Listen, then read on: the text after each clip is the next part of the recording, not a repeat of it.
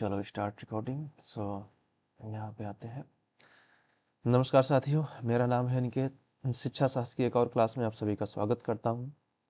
Channel को ज़्यादा से ज़्यादा लाइक शेयर सब्सक्राइब करें, जिससे आपको वीडियोस रेगुलर मिल पाए, और बेल नोटिफिकेशन हमेशा ऑन रखें, जिससे कोई भी क्लास मिस ना होने पाए। लास्ट क्लास में हम लोगों ने पावलोव की थ्योरी को एक्सप्लेन किया था, जिसमें मैंने समझाया था कि कंडीशनिंग के अकॉर्डिंग वो थ्योरी काम करती है, कि यानी एक कंडीशन रख दी जाए किसी चीज़ के सामने, तो उसका जो रिस्पॉन्स होता है प्राणी का, वो उस नए कंडीशन के साथ अटैच हो जाता है, वहीं पे उसका सीखना हो जाता है। तो आज उसी सीरीज में हम दूसरी थ्योरी की बात करेंगे, ट्रायल एंड एरर, जिसे हम लोग बोलते हैं उद्दीपक अनुक्रिया सिद्धांत। या बुक में आपको उद्दीपन भी मिलेगा, तो आप कंफ्यूज मत होइए, इसीलिए मैंने लिख दिया है उद्दीपक अनुक्रिया सिद्धांत। ये थॉर्नडाइक के द्वारा दिया गया। ये भी बहुत महत्वपूर्ण सिद्धांत है आप लोगों के किसी भी एग्जाम के लिए, चाहे स्टेट हो, सीटेट हो, पेडागोगी का कोई भी एग्जाम है, तो ये बेसिक 4 थ्योरियाँ आती ही आती हैं, जिसमें से ये सेकंड थ्योरी है। तो हम आते हैं सीधे इनके टॉपिक्स पे। तो जैसे कहा जाए तो सबसे पहली बात जान लीजिए कि जो ये थॉर्नडाइक साहब थे, ये व्यवहारवादी मनोवैज्ञानिक थे, ये ध्यान देना। इनकी जो प्रॉपर थ्योरी थी, यहाँ पे बस इस चीज का ध्यान देना कि जैसे मैंने यहाँ पे लिखा ना एस आर, और ये बीच में जो डैश है यहाँ पे, ये इस चीज का मतलब बॉन्ड है। देखो पावलोव की थ्योरी में क्या थी, कंडीशन थी, हमें कंडीशन क्रिएट कर रहे थे, यहाँ पे हम बॉन्ड क्रिएट कर रहे हैं, तो ये चीज ध्यान देना। इसीलिए इनकी थ्योरी का दूसरा नाम जो हम लोग यूज करते हैं, स्टिमुलस रिस्पॉन्स है। और इन्होंने साफ साफ कहा है कि संबंधों के निर्माण की प्रक्रिया है, यानी एक स्टिमुलस के साथ आपका बॉन्ड बन जाए। वहां पे आपको एक नए स्टिमुलस के साथ बनाना पड़ जा रहा था, और यहाँ पे आपके सामने जो है स्टिमुलस, उसी के साथ आपका बॉन्ड बनाना है।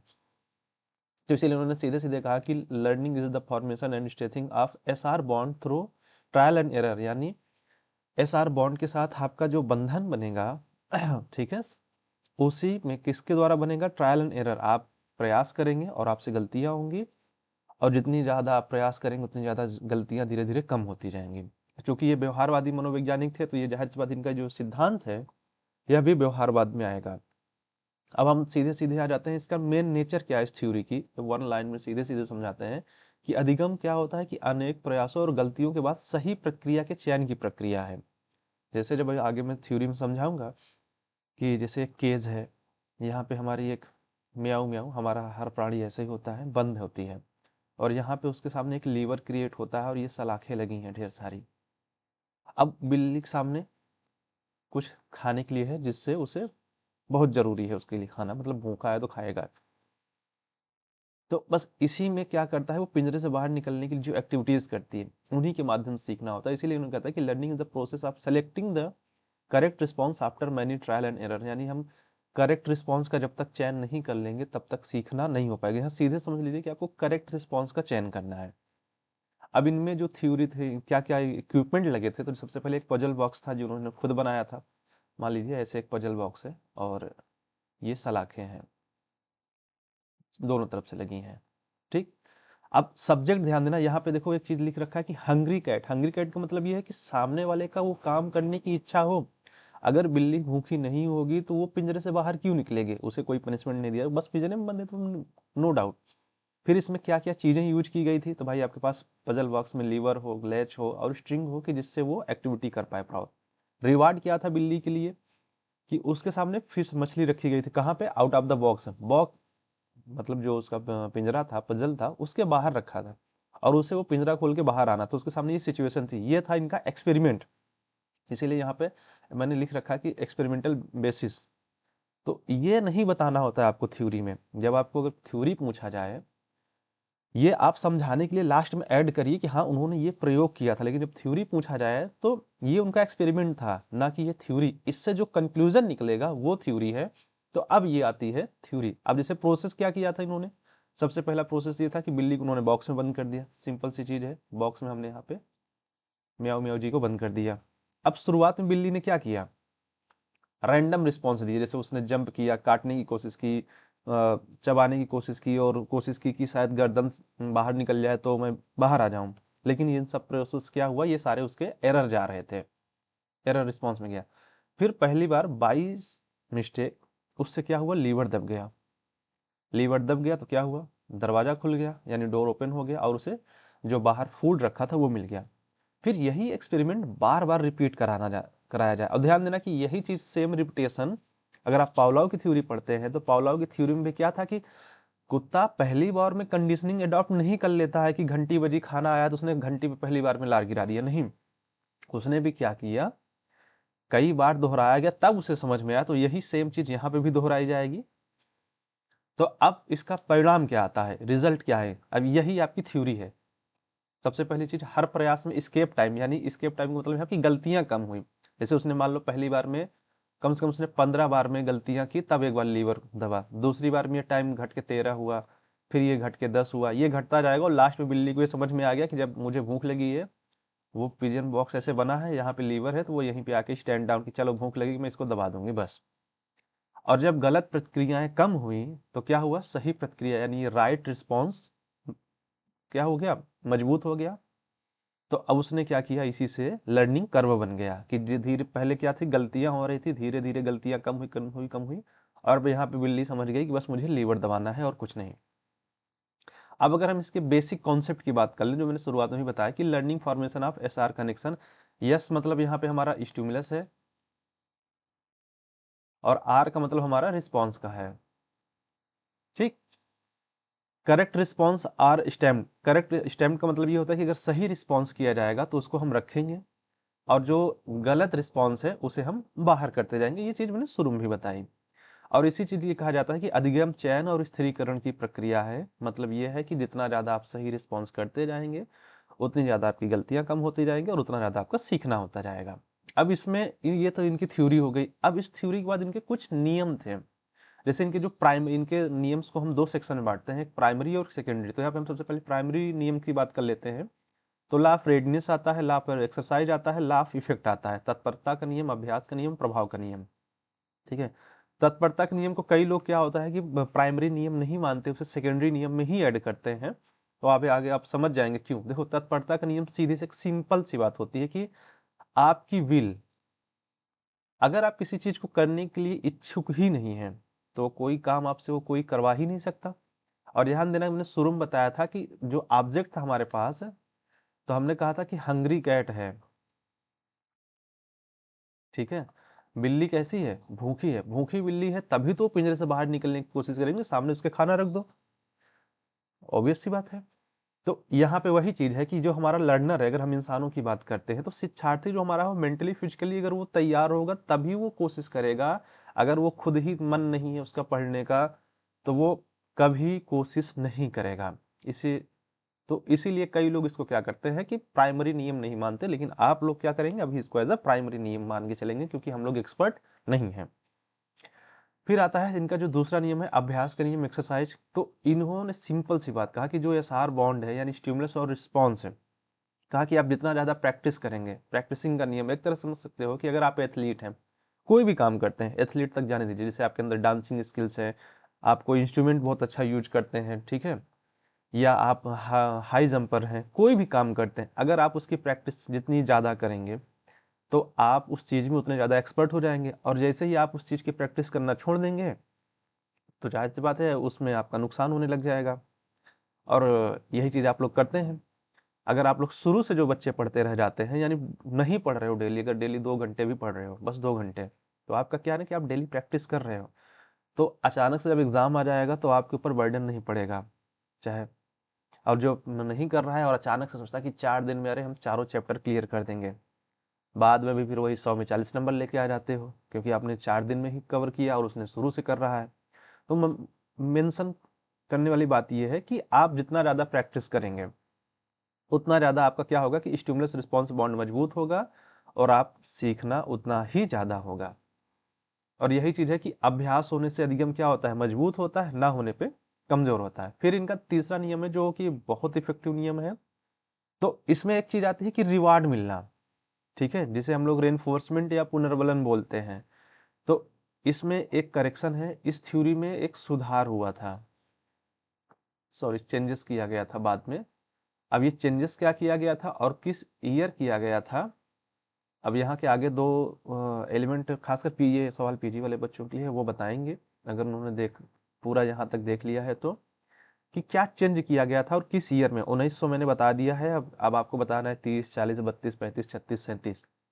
तो इस थ्योरी में क्या था, जो प्राइमरी नियम है कि पुरस्कार से क्या होता है कि अधिगम मजबूत होता है। जैसे एक सीधी सी बात है, आप कोई काम करें, अच्छा काम किए, घर वाले शाबाशी दिए। जैसे आए घर से पढ़ के परीक्षा में फर्स्ट आए, पापा दे दिए 5,000 रुपये। अरे बेटा जी बहुत खुश हुए, अगली बार तुमने क्या किया और अच्छे से। या दूसरी चीज को ऐसे समझ लो कि जिन आप कोई काम कर रहे हो और आपको सेटिस्फेक्शन मिल रहा है उस काम को करने के बाद, तो उसको जैसे भी हमने थोड़ी देर पहले लेंगे कि हम उसे लर्निंग प्रोसेस में इन में रखेंगे। और अगर आपको सेटिस्फेक्शन नहीं आ रहा है, आप अनकंफर्टेबल महसूस कर रहे हो, तो उन चीज़ों को हम क्या करेंगे, हटा देंगे। तो उसको हटा देंगे तब भी हमारी लर्निंग होगी, और जिनसे हमें सेटिस्फेक्शन आ रहा है उनको इन करते जाएंगे तो भी हमारी क्या होगी, लर्निंग होगी। अब आ जाते हैं इनके कुछ सेकेंडरी नियम। जैसे मैंने कहा ना कि इनके दो नियम चलते हैं, एक प्राइमरी और एक सेकेंडरी। तो सबसे पहले आता है मल्टीपल रिस्पॉन्स। तो ये आपने जब एक्सपेरिमेंट किया तब भी वहां पे बताया गया था कि अनेक प्रक्रियाएं की जाती है सीखने के दौरान, मल्टीपल रिस्पॉन्स किए जाते हैं। जैसे बिल्ली जब पहली बार पिंजरे में बंद थी, तो उसने क्या किया कि मल्टीपल टाइम यहाँ वहां से कूद फांद के, जैसे उसे समझ में आया कि मुझे पिंजरे से एनी हाउ बाहर निकलना है, तो उसने कई प्रक्रियाएं की। तो ये आता है पहला नियम इनका है। फिर आता है सेट ऑफ एटीट्यूड। इसीलिए देखो, मानसिक स्थिति, सीखने की इच्छा, इसीलिए कुछ लोग कहते हैं कि जो लॉ ऑफ रेडनेस है वो सेकेंडरी नियम है। यहाँ पे वही बात की जा रही है कि आपकी विल है या नहीं, आप किस स्थिति में, आपका सीखने का मन है या नहीं है। फिर आता है महत्वपूर्ण तत्वों का चयन। ठीक है, अब यहाँ क्या होता है कि आपके लिए जो इंपॉर्टेंस एलिमेंट है आप सिर्फ उनको चयन करिए। जैसे आप कई बार होता है ना कि आप पूछते हैं ना कि सर सिर्फ बेसिक नोट्स बता दीजिए, या महत्वपूर्ण क्वेश्चन बता दीजिए, सर इंपॉर्टेंट क्वेश्चन बता दीजिए, या इंपॉर्टेंट टॉपिक बता दीजिए कि बस मैं उतना पढ़ लूँ। तो यहाँ पे वही भी चीज़ है कि आप जो आपके लिए लग रहा है कि जरूरी है, सिर्फ आप उनको चयन करते हैं जो आवश्यक है, बाकी छोड़ देते हैं। एनालॉगी कहती है कि समानता द्वारा सीखना, नई स्थितियों परिस्थिति में उपयोग करना। मतलब जैसे बिल्ली को अगर हम पहली बार पिंजरे में रखे तो दूसरी बार अगर हम उसे फिर टेस्ट करते हमने जगह बदल दी पर पिंजरा वही रखा, तो बिल्ली जैसे उसके आसपास की चीजें ऑब्जर्व करेगी तो एक बार क्या करेगी कि वो कोशिश करेगी सबसे पहले यही ढूंढ ले कि क्या इसमें कोई सिमिलरिटी है या नहीं। अगर सिमिलरिटी है तो वो सेम रिस्पॉन्स करके वहां से बाहर आने की कोशिश करेगी। इन केस सक्सेस नहीं होगी तब वो कोई नई एक्टिविटी करेगी। यानी क्या कहते हैं कि हम एक बार अपनी पुरानी सीखी हुई एबिलिटीज का हम नई सिचुएशंस में क्या करते हैं, उनको यूज करते हैं। फिर लाभ है पार्शियल एक्टिविटीज की, छोटे छोटे खंडों में हम क्या करते हैं, कार्य का विभाजन करके सीखते हैं। कि हम क्या करते हैं कि अगर एक बार में जैसे होता है कि पूरा चैप्टर नहीं पढ़ सकते, कोई बात नहीं, हम चैप्टर को पार्टीशन कर देते हैं, छोटे छोटे हिस्सों में बांट देते हैं और सीखते हैं। तो ये हो गए इनके प्राइमरी नियम और सेकेंडरी नियम। अब आ जाते हैं इसकी फीचर्स पे, आ जाते हैं कि विशेषताएं क्या है। कि देखो इन्होंने कहा कि सीखना धीरे धीरे होता है। भाई सीधी सी बात है, आप एक दिन में नहीं सीख सकते, वो ट्रायल एरर इसीलिए आया था। और ये क्या होता है, ट्रायल एंड एरर पे होता है कि आप प्रयास करेंगे, आपसे त्रुटियां होंगी। री इन्फोर्समेंट जरूरी होते हैं, रे इन्फोर्समेंट, यहाँ पे री इन्फोर्समेंट हो गया, सॉरी, रे इन्फोर्समेंट होता है। रे इन्फोर्समेंट मतलब कि आपकी रिवार्ड मिलना चाहिए। अगर आप कार्य अच्छा करते जाएंगे और रिवार्ड मिलता जाएगा तो आपके सीखने की विल बढ़ती जाएगी। लेकिन आपको रिवार्ड कम मिला या नहीं मिलेगा तो कुछ समय जो ये लर्निंग कर्व बन, जैसे ऐसे होता है मान लीजिए, और यहाँ से लर्निंग कर्व उठना शुरू हुआ, ठीक, रिवार्ड मिलता गया तो ये ऊपर जाएगा, ऊपर जाएगा, नहीं मिलता गया तो बाद में धीरे धीरे आ जाएगा, या फिर एक सिंपल पे चलने लगेगा कि स्थिर हो जाएगा कि सीखना नहीं हो रहा, बस जितने पे है उतने पे मेंटेन है। ऑब्जर्वेबल बिहेवियर फोकस किया जाता है कि जो चीजें हम देख सकते हैं, जिस चीज को फील कर सकते हैं। और इनकी जो थ्योरीज थी, मोस्टली देखो जितनी भी थ्योरीज पढ़ोगे आगे, कुछ एक दो एक्सपेरिमेंट ऐसे हुए कि जो बच्चों पे किए गए हैं, नहीं तो पूरी थ्योरी क्या है, एनिमल एक्सपेरिमेंट पे भी आधारित है। अभी आप स्किनर पढ़ेंगे, उन्होंने चूहे पे और कबूतर पे प्रयोग किया। आगे आप कोहलबर्ग पढ़ेंगे तो पता चलेगा कि उन्होंने जो एक्सपेरिमेंट किए वो चिंपैंजीज पे किए, गोरिल्ला पे किए। ठीक है, आगे और थ्योरी पढ़ेंगे तो फिर आपको बिल्ली मिलेगी थ्योरीज में। लेकिन ह्यूमन एक्सपेरिमेंट बहुत कम हुए क्योंकि वो अलाउ नहीं होता, एक दो थ्योरी में आपको मिल जाएंगे। अब हम इसका अगर हम एजुकेशनल इम्प्लीकेशन देखें तो लर्निंग बाय डूइंग, करके सीखने को ये प्रोत्साहित करते हैं। ड्रिल एंड प्रैक्टिस, ये वही चीज़ होगी, ट्रायल एंड एरर। ट्रायल करना, ड्रिल, आपको ड्रिलिंग कराई जाती है, खासकर अगर एनसीसी के बच्चों को देखिए उनको पता होगा।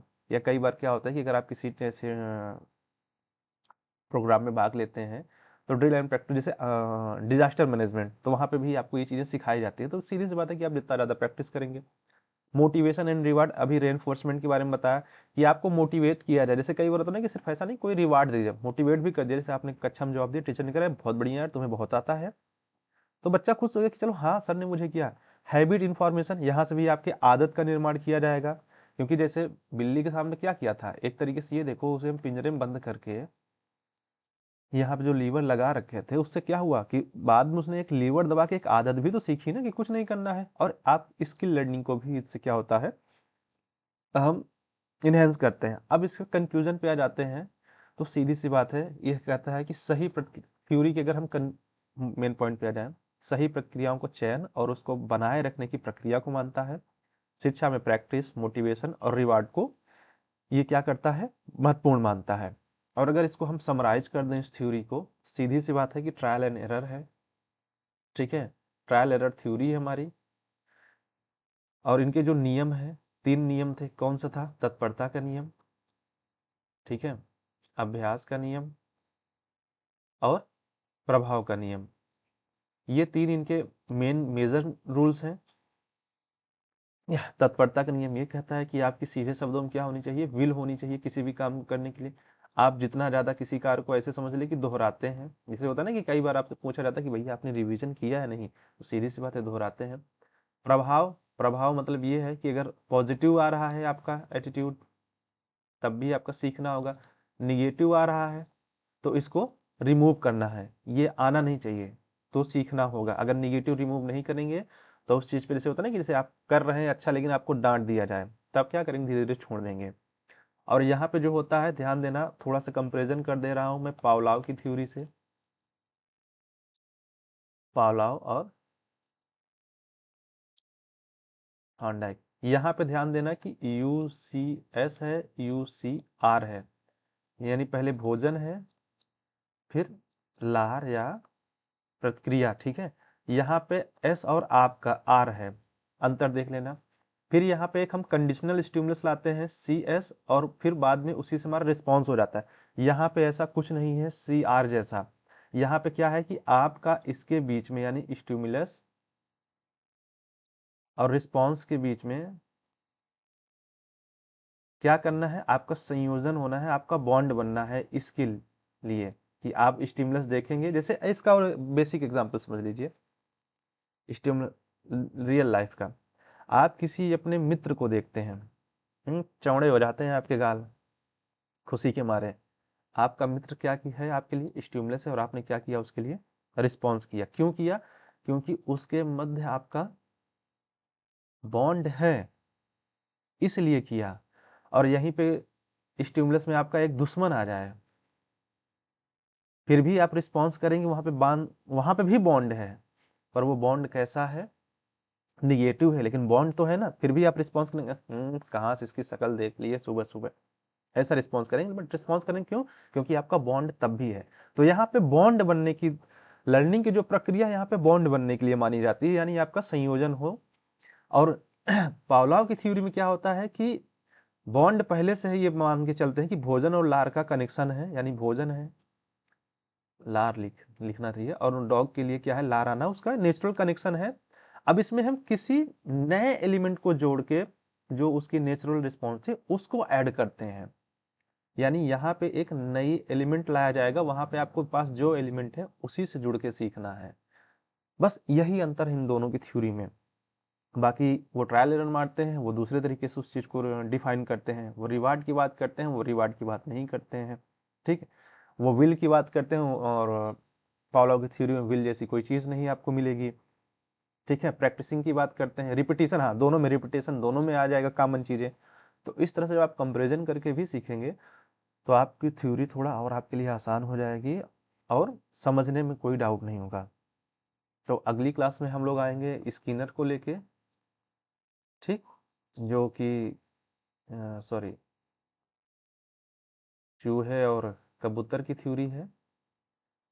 इसमें एक नया तरीका मिलेगा आपको सीखने का। लेकिन देखो, इन सब की थ्योरी में क्या है कि दो चीज आपको मिलेगी, स्टिमुलस और रिस्पॉन्स, यानी उद्दीपक और उस चीज के लिए प्रतिक्रिया करना हर थ्योरी में है, क्योंकि ये दो मेन एलिमेंट है, इनके बिना तो सीखना हो ही नहीं सकता, ठीक है।